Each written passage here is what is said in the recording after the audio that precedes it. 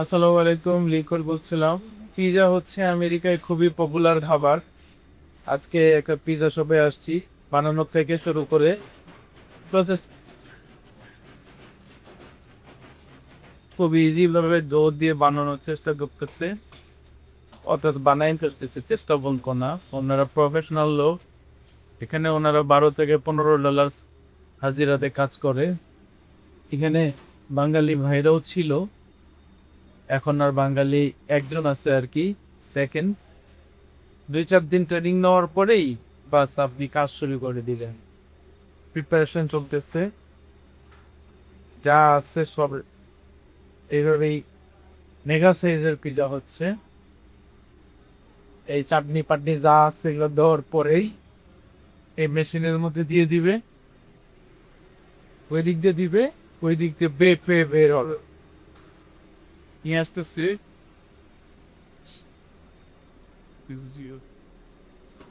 তারপরে এটার মধ্যে ওই যে চিজ দিবে, যা যা দেওয়া দরকার। মাসুল রাসুল খাটলে একেবারে সব সদ্য সাথে মাংস দিবে, যার যেরকম রিকোয়ারমেন্ট অনুযায়ী তৈরি হচ্ছে আর কি। যে জিনিসটার কারণে আমি আপনি ভিডিওটা করতেছি সেটা হচ্ছে বোঝানোর জন্য যে বাড়িতে তো কোনোদিন এক গ্লাস পানি ঢেলে খান নাই। এই যে এত ফ্যাশনেবল লোক, কানের মধ্যে কানের মধ্যে হচ্ছে দুল পরা, নাকের মধ্যে বালা পরা, গলায় চেন, এখানে পিজা বানাইতেছে। এর বাড়িতে হয়তো বা সে খুব আরামায়েশে জীবন কাটাইতো।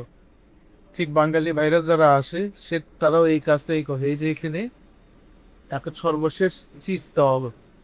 চিজটা দেওয়ার পরে এখানে একটা এন্ট্রি দিতে হবে, এটা হচ্ছে প্রিপারেশন হচ্ছে। এই প্রিপারেশন করলে ওই দিক দিয়ে এই চিজটা একদম বলে টলে যাবে, আর এদিক দিয়ে বের হয়ে যাবে। আমি একটু দেখি, এই তো পরিশুক্তস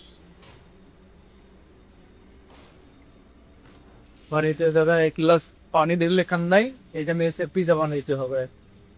তো আমার কথা একটাই, বাংলাদেশে কাজ করেন নাই, এখানে এসে কাজ করবেন।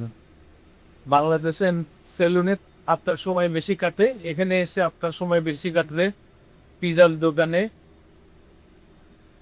পেট্রোল পাম্পে, এই পরিশ্রমটাই যদি আপনি বাংলাদেশে করতেন তাহলে আমেরিকায় যে টাকা মাসে জমাইতে পারেন তার চেয়ে বেশি জমাইতে পারতেন এবং নিজের দেশে থেকে কাজ করতে পারতেন। ধন্যবাদ সবাইকে। ভিডিও ভালো লাগলে শেয়ার করবেন।